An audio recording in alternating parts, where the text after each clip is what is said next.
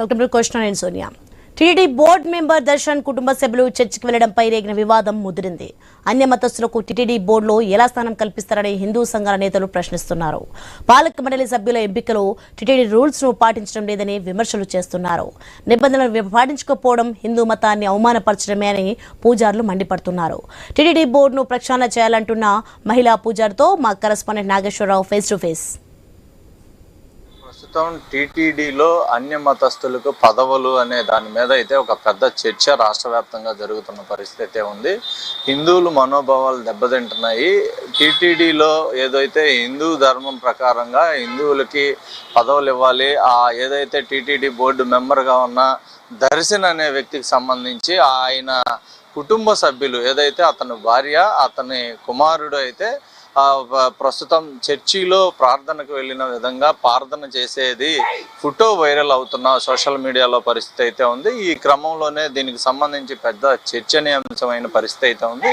దీనికి సంబంధించి టీటీడీ బోర్డులో మెంబర్గా ఉన్నప్పుడు తన కుటుంబ సభ్యులు చర్చిలోకి వెళ్ళటం, అసలు అతను ఏ కులానికి చెందిన వ్యక్తి అనేది కూడా ప్రధానంగా సోషల్ మీడియాలో చర్చలు జరుగుతున్న పరిస్థితి అయితే ఉంది. ఈ నేపథ్యంలో మనతో మాట్లాడతాకి ఏదైతే పెద్దకాకాని దగ్గర ఉన్న ఒక టెంపుల్లో ఉన్న మహిళ ఉన్నారో ఆమెను అడిగి కూడా దీనికి సంబంధించి అసలు ఆమె వివరణ ఏంటి అనేది కూడా మనం తెలుసుకునే ప్రయత్నం చేద్దాం. చెప్పండి, టీటీడీలో హిందూకి ప్రాధాన్యత ఇస్తూ హిందూ దైవంగా, అలాగే గతంలో కూడా గత పాలనలోనే హిందూ మనోభావాలు దెబ్బతినేలాగా గత ప్రభుత్వం చేసింది అని కూటమి ప్రభుత్వం ఇప్పుడున్నది హిందువులకి ఆ గుడిలో ఏదైతే హిందువులకు మాత్రమే ఆ ఉద్యోగాలు కానీ ఆ యొక్క టీటీడీలో పదవులు ఉండే విధంగా చూస్తామని చెప్పిన పరిస్థితి అయితే ఉంది.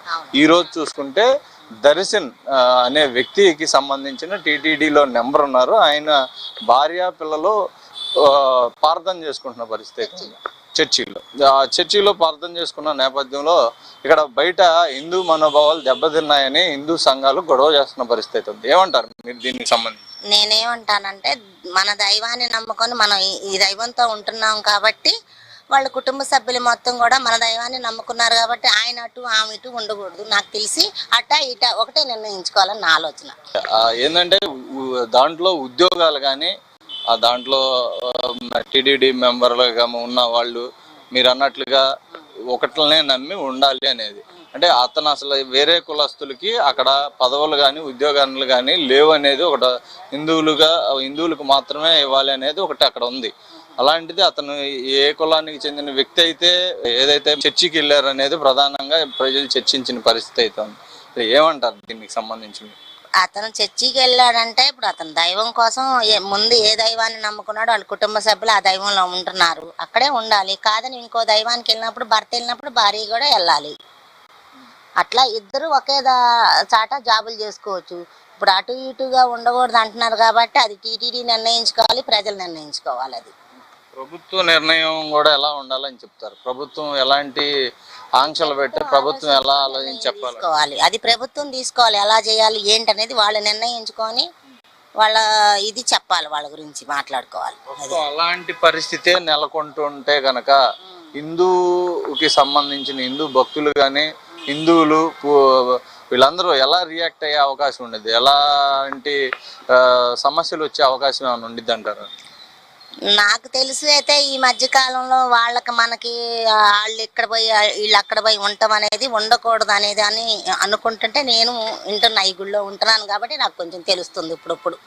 ఇది మొత్తంగా అయితే హిందూ సంఘాలు ఏదైతే టీటీడీ ఈ బోర్డు మెంబర్లు కానీ ఇవన్నీ కూడా అతను ఏదైతే దర్శన్ అనే వ్యక్తికి సంబంధించిన వారి కుటుంబ సభ్యులు కూడా ఏదైతే దేవాలయం హిందూ దేవాలయానికి టీటీడీ బోర్డు మెంబర్గా ఉన్నారు కాబట్టి ఆయన కూడా ఒక సైడ్ ఉండి వాళ్ళ కుటుంబం మొత్తం కూడా ఒక సైడే ఉండాలి. ఇట్లాంటి వివాదాలకు తావు లేకుండా ఎలా ఏదైతే మత విద్వేషాలు లేకుండా ఉండే విధంగా కూడా టీటీడీ మెంబర్లుగా ఉన్న వాళ్ళు కూడా ప్రయత్నించాలి. అదేవిధంగా ఇలాంటి అంశాలు వచ్చినప్పుడు సున్నితంగా ఏదైతే మొత్తంగా వివరణ కూడా ఇవ్వాల్సిన పరిస్థితి అయితే ఉంటుంది. అయితే ఇప్పటి వరకు కూడా ప్రభుత్వం దీనిపై ఎలాంటి వివరణ కూడా ఇవ్వని పరిస్థితి అయితే ఉంది. ఏదైతే హిందూ సంఘాలు అలాగే మత పెద్దలు ఏదైతే హిందూ మత పెద్దలు మొత్తంగా కూడా దీని మీద ఆందోళన కూడా చేపట్టే పరిస్థితి అయితే ఉంది. ప్రస్తుతానికి పవన్ కళ్యాణ్ కూడా సనాతన ధర్మం అన్న చెప్పిన పరిస్థితి నేపథ్యం ఉంది. సనాతన ధర్మంలో కూటమి ప్రభుత్వం ఈ విధంగా ఏదైతే టిటిడి బోర్డు మెంబర్లు మొత్తం కూడా ఎవరు ఏంటి అనేది కూడా పరిశీలించి దానికి సంబంధించి మెంబర్లను ఎన్నుకోవటం, ఆ టిటిడిలో ఎలాంటి వివాదాలు లేకుండా ఎలాంటి అన్యమత ప్రచారాలు జరగకుండా ఉండే విధంగా అయితే చర్యలు తీసుకోవాలి. అలాగే టిటిడి దేవస్థానానికి పైకి వెళ్ళే వెహికల్స్తో సహా కూడా క్షుణ్ణంగా పరిశీలించి వాటిపై ఉన్న స్టిక్కర్లు గతంలో మాదిరిగా కూడా మొత్తంగా ఒక పరిశీలించి ఎలాంటి వివాదాలు తలెత్తకుండా అన్య మతస్థులు ఏదైతే వెళ్ళాల్సి వస్తే కనుక వాళ్ళు ఆ యొక్క నిబంధనల ప్రకారం అనుసరించి దైవ దర్శనానికి వెళ్ళాలని కూడా స్థానికంగా ప్రజలు కోరుకుంటున్న పరిస్థితి అయితే ఉంది. ఇదే విధంగా చూసుకుంటే ఎవరికి కూడా మత విద్వేషాలు లేకుండా ఉండే విధంగా కూడా అందరూ మనుషులు ఒకటే. కానీ ఇక్కడ హిందూ మతస్థులకు సంబంధించిన దాంట్లో వేరే మతస్థులు ఉన్నారు అనేది ప్రధానంగా ఆరోపణ నేపథ్యం ఉంది. ఈ ఆరోపణలకు కూడా ప్రభుత్వం వారు మొత్తంగా క్షుణ్ణంగా చెప్పాల్సిన పరిస్థితి అయితే ఉంది. కెమెరా పర్సన్ చైతన్యతో నాగేశ్వరరావు, ఐ న్యూస్ గుంటూరు నుంచి.